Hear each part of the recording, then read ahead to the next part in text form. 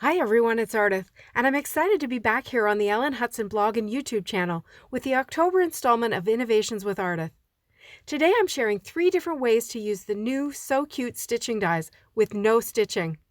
These dies are big and the shapes are simple, but there are little holes cut out around the edges, which make them perfect for stitching with felt or even cardstock.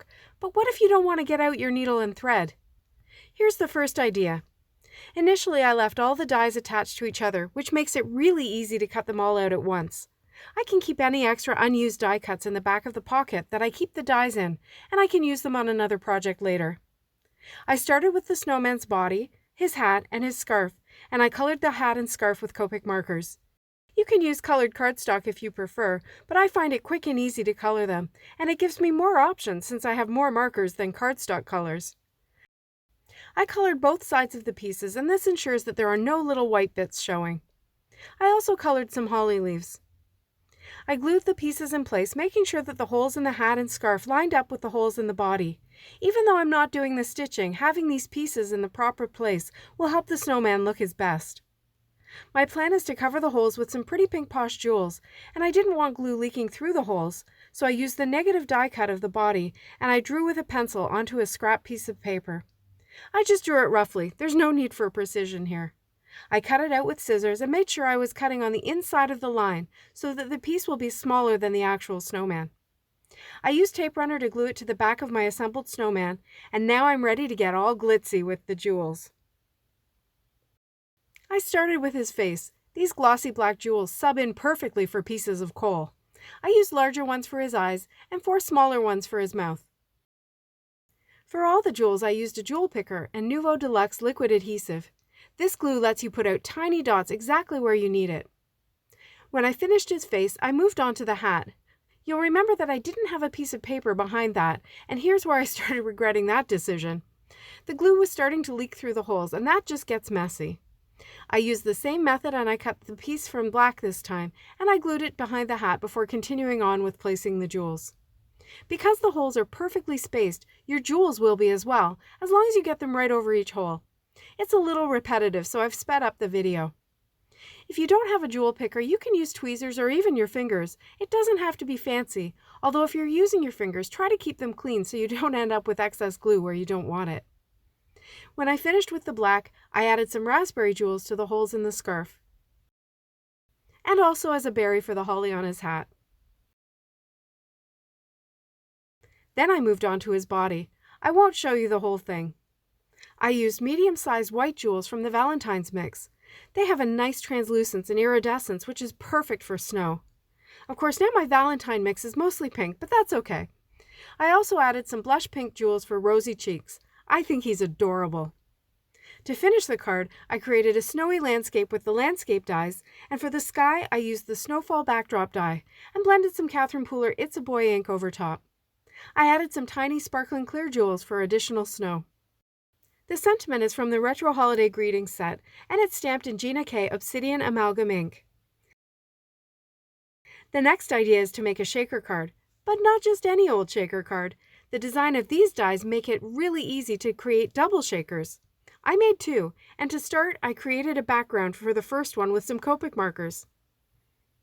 I did not make plaid this time, just stripes of 2 red Copic markers and 2 green ones, with no white space.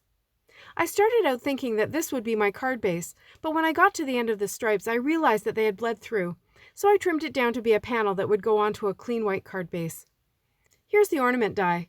It has a strip to go across and make a stripe, and also a little topper, which I'll be using. I cut the ornament out of a 4x4 panel of white cardstock. This will be my shaker windows. Yes, I said windows. Remember, this is going to be a double shaker. I flipped over the panel and I used the Nouveau liquid glue to attach a piece of acetate that I had trimmed to 3 3/4 square.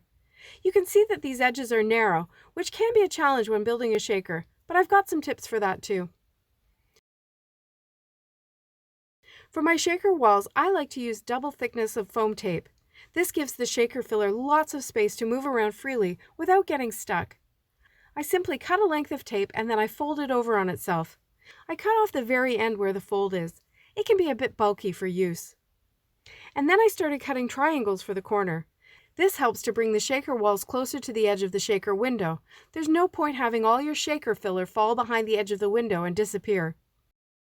Then I cut some thin strips for the edges, and I realized that because I was putting the topper back into the ornament, it didn't matter if the tape was visible at that part of the ornament for now, which was a relief because that area was extremely narrow and it would have been very challenging to put a wall of tape there. So next I made a mistake. Not a fatal mistake, but if I were making this card again, I would have already stamped my sentiment on the ornament stripe at this point. But I hadn't. I was so excited to build my shaker that that's what I did first. I put the stripe in place with glue, and then I flipped the panel over and built more shaker walls along the stripe. This is now creating the 2 shaker windows. This means that when you see the front of the card, there will always be sequins in both areas of the shaker, rather than all of them falling right down to the bottom of the card. Cool, right? I put the topper into place. Another non-fatal mistake, but no worries. I'll show you what I mean and how I fixed it. Sometimes my videos show the second or third making of a card, and by then I'm pretty good at it. This one is really showing you my whole thought process, and I'm adding in the benefit of my hindsight so you can be more efficient than I was. I got out one of the newest Pretty Pink Posh sequin mixes, Classic Christmas, and classic is definitely what this is. Bright red and green with shiny gold. Perfect. I filled both of the windows, and then I started the process of removing the release paper from all that foam tape. When I was finished, I placed the striped panel over top. I had trimmed it again so that it was slightly smaller than the front. This seals up the shaker, at least it should have. When I started shaking, I noticed that a few were escaping, just because I didn't press down enough at the top. I just removed them and I pressed down fully to seal it. Now to fix my first mistake, I removed the ornament stripe, and that gives you a good chance to see the inside of the shaker. Yeah, that's it. I planned it this way. I cut a new ornament stripe and I put it in my MISTI to stamp the sentiment from Mondo Amaryllis. This sentiment has been subjected to stamp surgery in its past, and you can see how that gave me the flexibility to use the sentiment almost in its original form, with the Merry over top of the Christmas, but spaced apart a little more to use up more of the space on the stripe. I prepped the cardstock with an anti-static pouch and then stamped a couple of times with WOW embossing ink before heat embossing it with WOW gold embossing powder until it was melted and shiny. I used tape runner to attach the stripe to the ornament. It does fit perfectly in the right place. It just took me a few seconds to find it. And now, for the few holes that are on the topper and the stripe, I did what I did with the snowman. I covered them with pretty shiny things. For the topper, I added more sequins than there were holes to make the whole thing look like it was metallic. And for the stripe, I alternated red and green sequins down each side. But I felt like it was missing one little thing. So I got out my die cut tool and I very carefully lifted up the little topper piece. I cut a piece of gold twine and I tied a knot in it to form a loop. This is going to be the hanger bit of the ornament. I trimmed off the tails and then I put some liquid glue down on the topper area of the window and I put the knot there. I couldn't really press down too hard though. I put foam tape behind the topper piece because I knew I needed space for the knot underneath. I put tape on each end and I left the center empty to house the knot. When I went to glue it down, the knot moved, so I had to have a little mini brainstorming session, and I decided to add liquid glue to the topper piece as well. So then there was glue above and below the knot, and when it dried, it was firmly held in place. So this was a last-minute addition to my loose plan, but I think it was worth it. To finish the card, I simply adhered the shaker to a white card base. I have to say, I think this is looking pretty festive, and I like doing it so much that I did it again, this time with the snowman die. I'll spare you the whole process, but here's the filled shaker windows. This time the scarf is the divider between the 2 shaker windows, and it was pretty darn narrow, and curved. I put a white panel behind this one, and this time I had stamped the sentiment before I had started. This sentiment is also from Mondo Amaryllis, but this time I colored in the outline font with a black Copic marker. I added some eyes and some holly on his scarf to cover the 2 stitching holes. I think this guy's adorable. My third idea was to use the negative die cut as a stencil. I cut the snowman from a piece of scrap paper and I put it over a panel of slate cardstock. I used Post-it tape to cover up the very edges and to hold the stencil in place. Then I got out my WOW embossing ink and I pounced it all over, being careful not to lift those 2 little points that separate the head and body. I wanted really good coverage because I embossed the whole thing with sparkling snow embossing powder from Wow. This powder has glitter in it, along with white embossing powder that is completely opaque, even on gray cardstock. I say that, and then you can see that there's an area in the middle of the head that isn't quite right. I must not have gotten enough ink there. But no worries, I'll just go over top with more ink.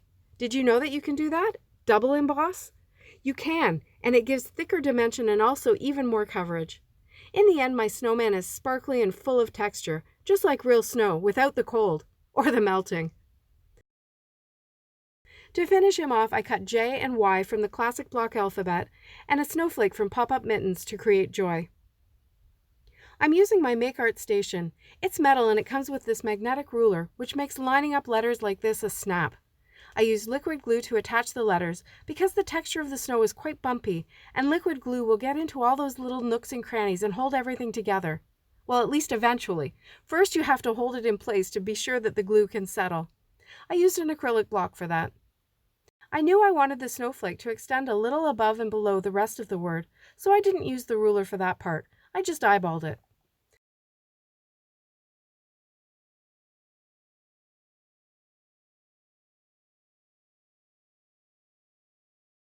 Then I attached the eyes that I had cut with the eye die that's included with this set, but in the end I added some glossy black jewels for a bit more sparkle and interest. I also added one of those white jewels from the Valentine's mix to the center of the snowflake. And here they are, 4 cards using 3 very simple ideas to not stitch with these so cute dies. If you enjoyed this video, please give it a thumbs up below and subscribe to this channel for more inspiration. Product links are below in the description and also on the blog. Thanks so much for watching. See you next time.